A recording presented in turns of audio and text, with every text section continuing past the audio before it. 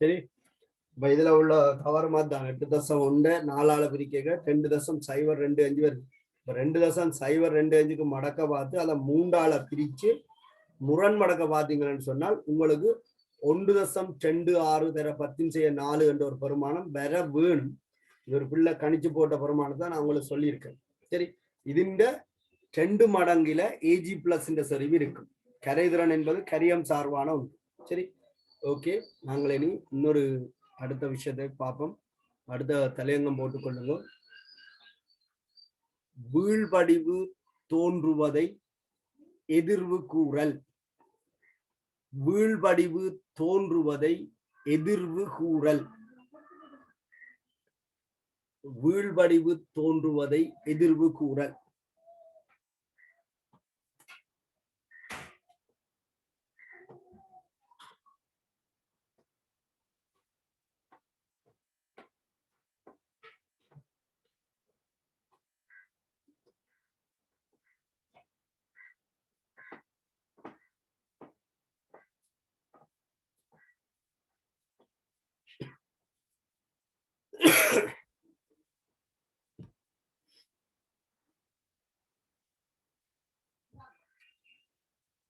Smita. Good morning, sir. Good morning. Morning வந்து கிளாஸ்க்கு. ஆமா சார், மார்னிங் வந்தே சார். ஓகே. நான் இந்த நிரம்பல் கரைசல் தயாரிக்கிறது சம்பந்தமாக கதைச்சிருந்தேன். 2 முறைகள்ல நிரம்பல் கரைசலை தயாரிக்கலாம் என்று சொல்லி ஞாபகம்? ஆமா சார். என்னென்ன? நேரடி முறை சார், மறைமுக முறை. நேரடி முறைனா டைரக்டா அந்த உப்பையே கொண்டு போயிட்டு நீர்ல கரைக்கிறது. மறைமுகம்னா அந்த உப்பை தோற்றுவிக்கிற 2 கரைசல்ல மிகையா சேர்த்து அதை உருவாக்குறது சார். ஓ குட். சரி, ஓகே, தேங்க் யூ. சரியா? இப்ப என்னண்டா, முதலாவது சந்தர்ப்பம் ஒரு கரைப்பானுக்குள்ள உப்பை போட்டு அந்த உப்பு கரைஞ்சு மேக்சிமம் தோற்றுவிக்கக்கூடிய அயன்களை தோற்றுவிக்க மேலதிகமாக இருக்கிற திண்ம உப்போட அந்த அயன் தொடர்ந்து மாறா வீதத்தில கரைகிறதும் படிதலும் நடந்து கொண்டு இருக்கு. இது ஒரு இயக்க சமநிலைக்குரியது. நீங்க ரசாயன சமநிலையில படிச்சு இயக்க சமநிலைக்குரிய. இப்ப 2ஆவதாக கதைச்ச விஷயம் என்னென்றால், இந்த உப்பை தோற்றுவிக்கக்கூடிய அயன் கரைசல்களை ஒன்றோடு ஒன்று சேர்த்து நிரம்பல் கரைசலை தோற்றுவிக்கிறது. அங்க ஒரு வசனம் குறிப்பிட்டிருக்கிறார் என்னன்னு சொன்னால் மிகையாக என்று சொல்லி.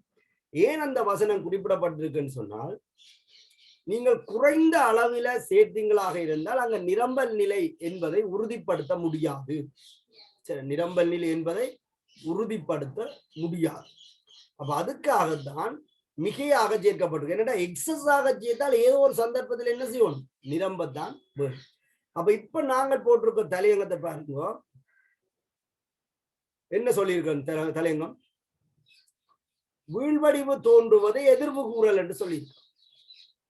அப்ப எப்ப வீழ்வடிவு தோன்றும் என்பதை நாங்கள் எப்படி சொல்லலாம் என்று சொன்னால், இப்ப பண்பர் ரீதியாக கதைக்கிறதா நாங்க இப்ப அந்த பிள்ளை சொன்னது போல அயன்களை மிகையாக சேர்த்தால் ஏதோ ஒரு சந்தர்ப்பத்துல நிரம்பி வீழ்வடிவா. வீழ்வடி உருவாகிறதை எதிர்வு கூறல். அன்றைக்கு என்னடி ஒருவர் கேட்டிருந்தார், கேஎஸ்பியால கரைதிறனை ஒப்பிட முடியாதுன்னு சொன்னால் கேஎஸ்பி இந்த பயன் என்ன அப்படின்னு சொல்லிட்டு. ஸோ நல்ல கேள்வி. சரி, பாடம் முடியல, அவன் நான் விளக்கம் சொல்ல விரும்புகிறேன் சொன்னேன். சரி, நாங்கள் இனி படிக்க போறோம், அதுக்கு பிறகு நான் உங்களை சொல்றேன். சரி, எந்த ஒரு அளவீட்டுக்கும் ஏதோ ஒரு பயன் இருக்கும் இல்லைன்னு சொன்னா ஏன் அந்த அளவீட்டை செய்யும். ஓகே, இப்ப பாருங்க, அயன் கொண்ட கரைசல்களை ஒன்றோடு ஒன்று கலக்கைக்குள்ள வீழ்வடிவு வருமா இல்லையாண்டு எதிர்ப்பு கூற போறோம். அப்ப எப்ப வீழ்வடி வரும்? கரைசல்ல அயன்கள் நிரம்பினால் வீழ்வடி வரும். அந்த நிரம்பிட்டன்றதை எப்படி நாங்கள் கன்ஃபார்ம் பண்றேன்னு சொன்னால், ஒன்று குருட்டுத்தனமாக எக்ஸஸ் ஆக கொடுப்போம், ஆகவே அவருக்கு நிரம்பி. இப்போ ஒரு ஆளை கூப்பிடுறோம், சாப்பிடுறதுக்கு கூப்பிடுறோம். நாங்கள் என்ன சொல்றோம்? வீட்டுக்கு வந்த விருந்தாளி மேக்சிமம் சாப்பிட வேணும், வயிறு நிறைய சாப்பிடுறேன்னு சொல்லிக்கொள்ளும். சரி, என்ன செய்யணும்? அவருக்கு எவ்வளவு போதும் போதான்னு எங்களுக்கு தெரியுமா? இல்லை. ஆகவே நாங்கள் எல்லாத்தையும் அவருக்கு மேலதிகமாக கொடுக்க, அவர் எல்லாத்தையும் சாப்பிட்டு எல்லாத்திலையும் மிச்சம் வச்சாராக இருந்தால் அவர் அந்தந்த விடயங்கள் எல்லாத்திலையும் நிரம்பி இருக்காருன்ற. நாங்கள் வச்சது கட்டில ஒன்றும் இல்லாமல் இருந்தால் நாங்கள் வயிறு ரொம்ப சாப்பாடு கொடுத்தோம்னு வெளியில வந்து சொல்லிடுவோம், அடிப்பான் பிடிச்சு. ஏன்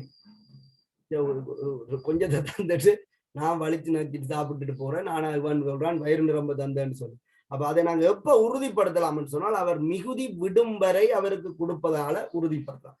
அப்ப இந்த அயன்களை நாங்கள் சேர்க்கும் போது எக்ஸஸ் ஆக மிகையாக சேர்த்தமாக இருந்தால் நாங்கள் இப்ப சொன்ன மாதிரி இந்த நிரம்பீடுன்றதை உறுதிப்படுத்தலாம். அந்த மிகை என்பதற்குள்ள ஒரு அளவீட்டு பெருமானம் அடங்கி இருக்குது. என்னன்னு சொன்னால் இந்த அயன்களினுடைய செறிவு 0.1 மூல் டெசிமீட்டர் -3, 0.1 மூல் டெசிமீட்டர் -3 விட உயர்வாக இருந்தால், நீங்கள் கலக்கிற அயன் செறிவு 0.1 மூல் டெசிமீட்டர் -3 விட உயர்வாக இருந்தால், கலக்கிற சரிவு 0.1 மூல் டெசிமீட்டர் -3 விட உயர்வாக இருந்தால் இந்த வசனத்தை இது எங்களுக்கு ஈக்குவலாக இருக்கும், ஒப்பிட்டு வரும். அப்ப வீழ்வடிவு தோன்றும்.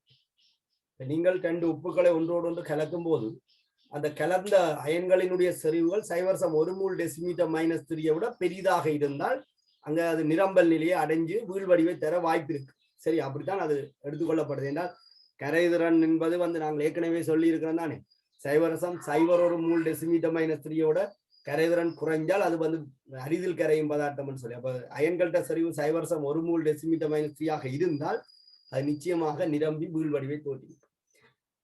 இந்த செறிவை விட குறைவாக இருந்தால் அயன் செறிவு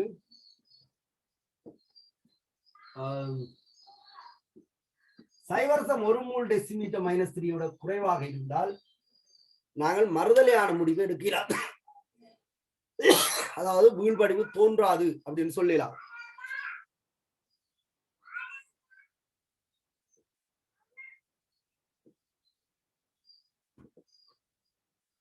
இப்படி இருந்தால் முடிவு எடுக்கிறாது, தோன்றாது என்ற முடிவு எடுக்கிறாது.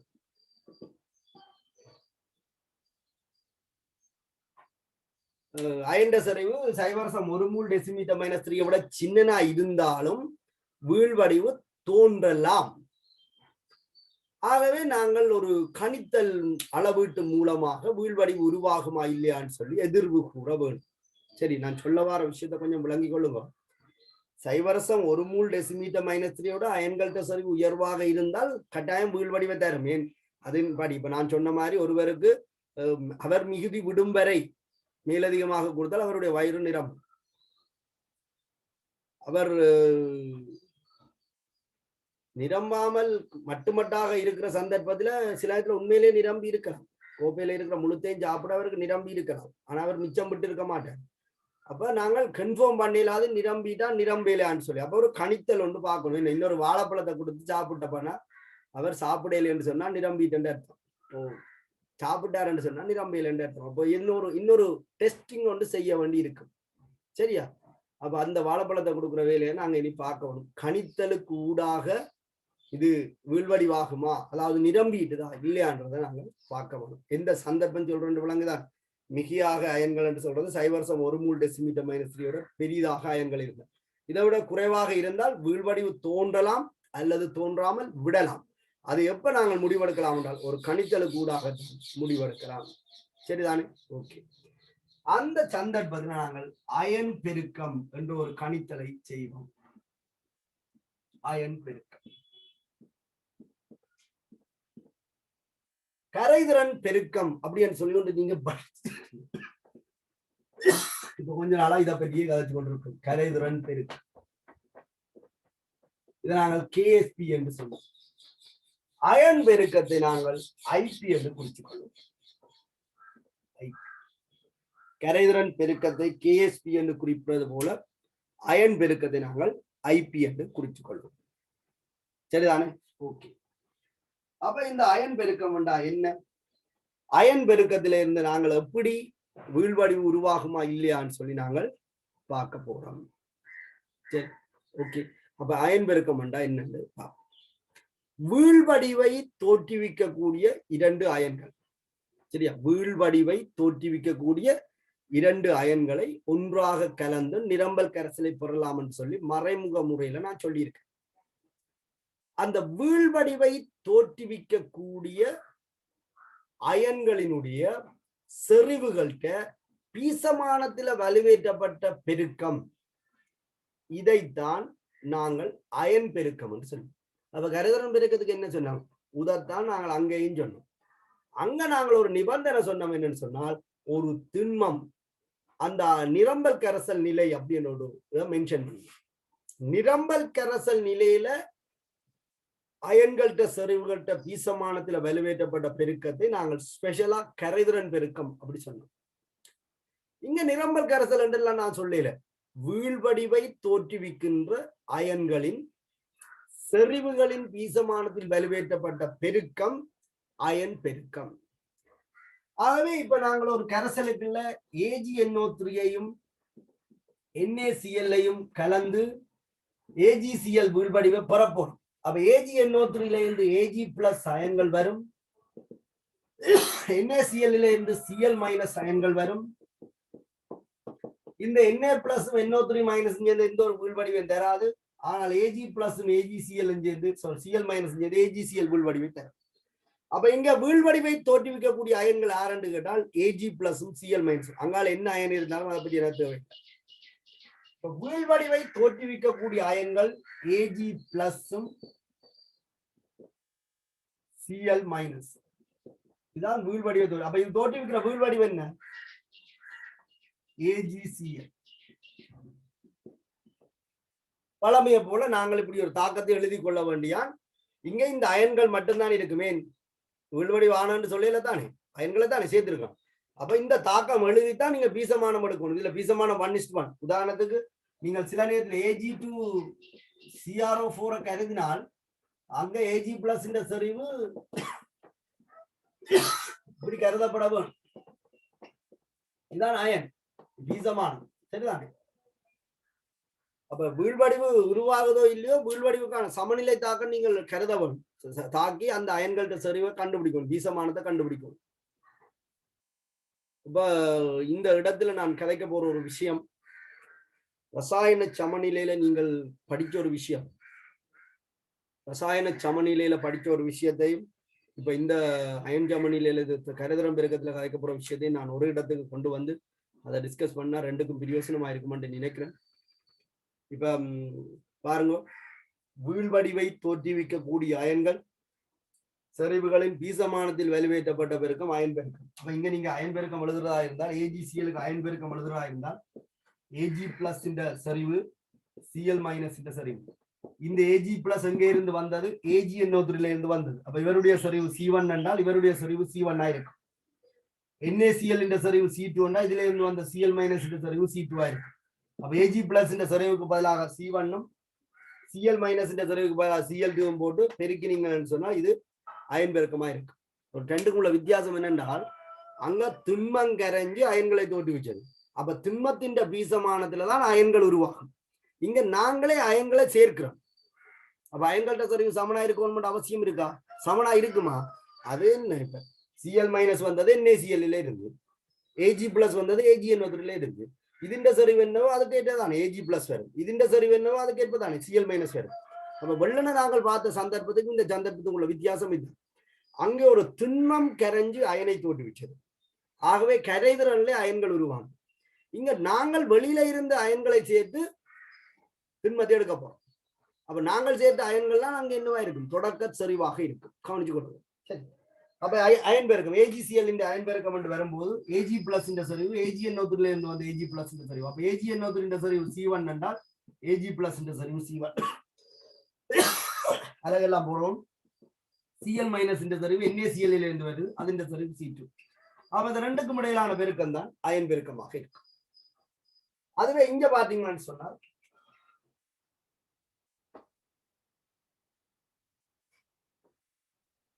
அயன் பெருக்கம் IP இந்த இடத்துல Ag+ CrO4 சேர்க்கப்படுது. உதாரணத்துக்கு AgNO3 கவனிங்க, AgNO3 C1 செறிவோடு AgNO3 Na2CrO4 K2CrO4 போடும்.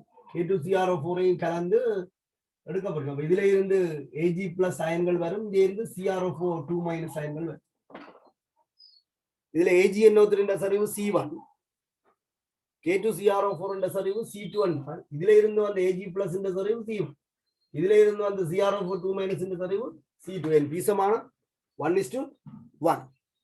எல்லாருக்கும் குழப்பம் இருக்கா? சரி, அப்ப இந்த ரெண்டையும் ஒன்றாக கலக்கும் போது அயன் பெருக்கம் என்னன்னு நீங்கள் இந்த தாக்கத்தை கன்சிடர் பண்ணுவோம். அந்த தாக்கத்துல உங்களுக்கு இவற்றை பீசமான 2 என்ற உண்மை தெரியும். அப்ப Ag+ இந்த செறிவு அவருடைய பீசமானத்துல வலுவேற்றப்பட்ட பெருக்கம் CrO4 இந்த செறிவு பீசமானத்துல வலுவேற்றப்பட்ட பெருக்கம்.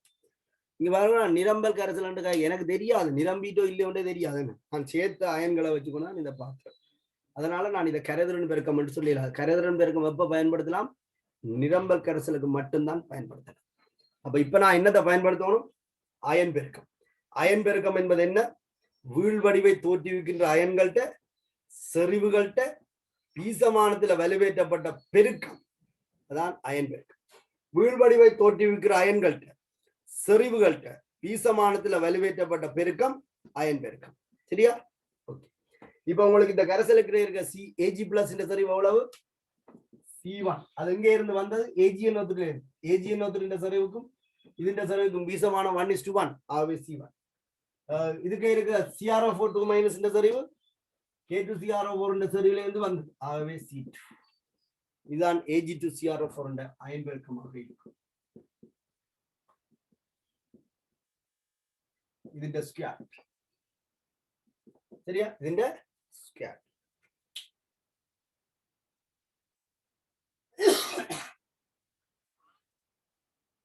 விளங்குதா? அப்ப அயன் பெருக்கம், கரைதிறன் பெருக்கம். கரைதிறன் பெருக்கம் எப்ப பயன்படுத்தப்படலாம்? நிரம்பல் கரைசல் நிலையில் மாத்திரம் பயன்படுத்தப்படலாம். அயன் பெருக்கம் எப்ப பயன்படுத்தப்படலாம்? எப்பவும் பயன்படுத்தலாம். நிரம்புக்கு முன்னவும் பயன்படுத்தலாம், நிரம்பிய பின்னும் பயன்படுத்தலாம். அதுல ஒரு பிழையும் இல்லை. ஆனா கரைதிறன் பெருக்கம் நிரம்பல் நிலை அடைஞ்சா பிறகுதான் பயன்படுத்தலாம். அதாவது திண்மம் தன் அயனோட சமநிலைக்கு வந்தா பிறகுதான் கரைதிறன் பெருக்கத்தை பயன்படுத்தலாம். சரி, இப்ப உங்களுக்கு ரசாயன சமநிலையில என்ன ஞாபகம் வருது?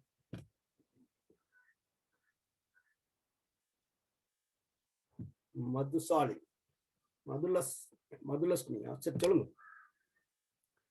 இப்ப இந்த ரெண்டையும் பார்க்கும்போது ரசாயன சமநிலையில உங்களுக்கு என்ன 2 ஞாபகம் வருது?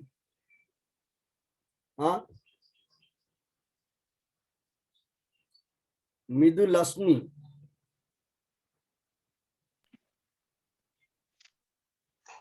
இந்த 2 கணியம் ஞாபகத்துக்கு வருது? சார் திருப்பி ரிப்பீட் பண்ணுங்களே சார். ஓகே, இப்ப கரைதிறன் பெருக்கம் KSP அப்படின்னு சொல்லி கொண்டு நான் படிப்பிக்கிறேன். இந்த கரைதிறன் பெருக்கம் நிரம்பல் கரைசலுக்கு மாத்திரம் பயன்படுத்தக்கூடியது. அதாவது ஒரு திண்மம் தன் அயனோட சமநிலையில இருக்கிறதான் இந்த கரைதிறன் பெருக்கத்தை பயன்படுத்தலாம் சொல்லியிருக்கு. இன்னைக்கு நான் கதைக்கிறது அயன் பெருக்கம். இது எந்த ஒரு சந்தர்ப்பத்திலையும் பயன்படுத்தப்படலாம்.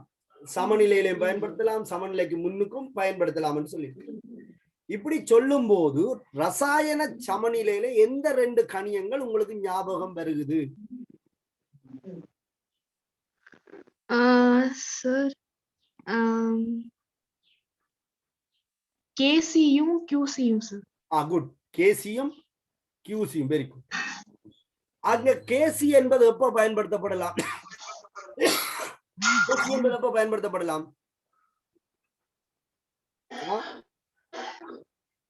கேசி எப்ப பயன்படுத்தலாம்? செறிவுகள் கொடுக்கப்படுற நேரத்துல சார் ஒரு சமநிலையில் தான் சமநிலை மாறிலி கேசிய பத்தி கதைக்கலாம். சரிதானே?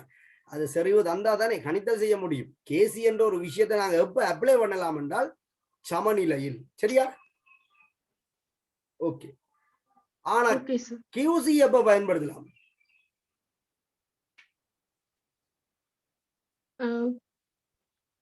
கியூசியும் சமநிலை அப்படி இல்லை.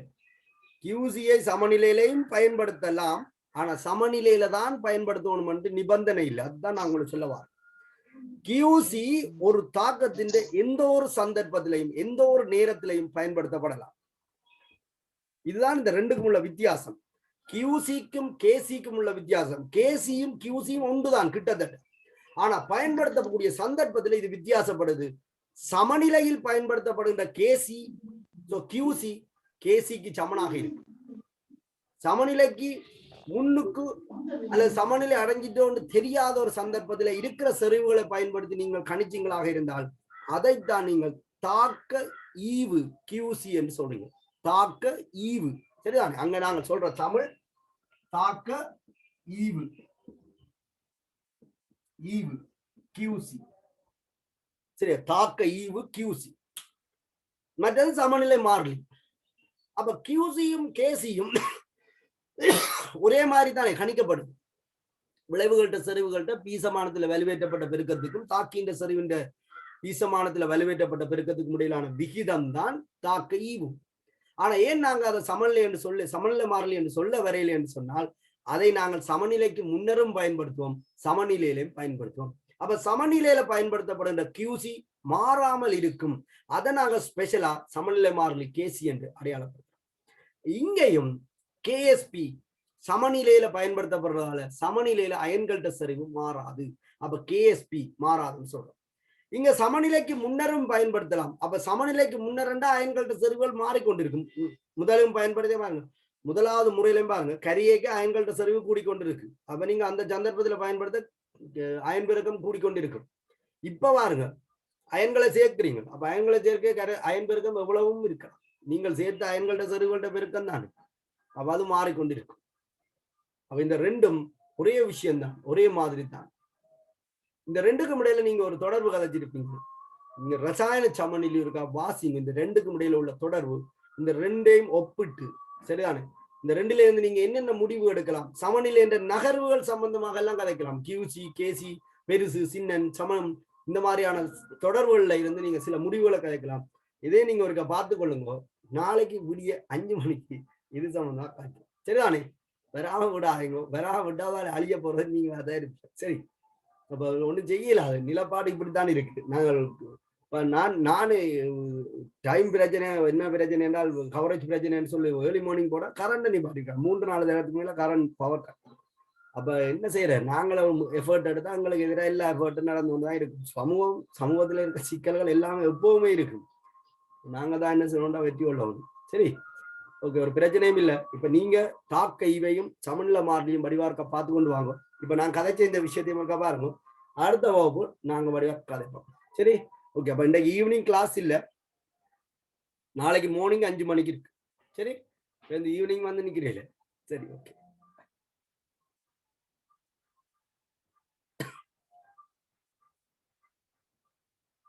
யாருக்காவது டவுட் இருக்கா? சரிதானே? ஓகே, நாங்க மார்னிங் கழிச்சு கொள்வோம்.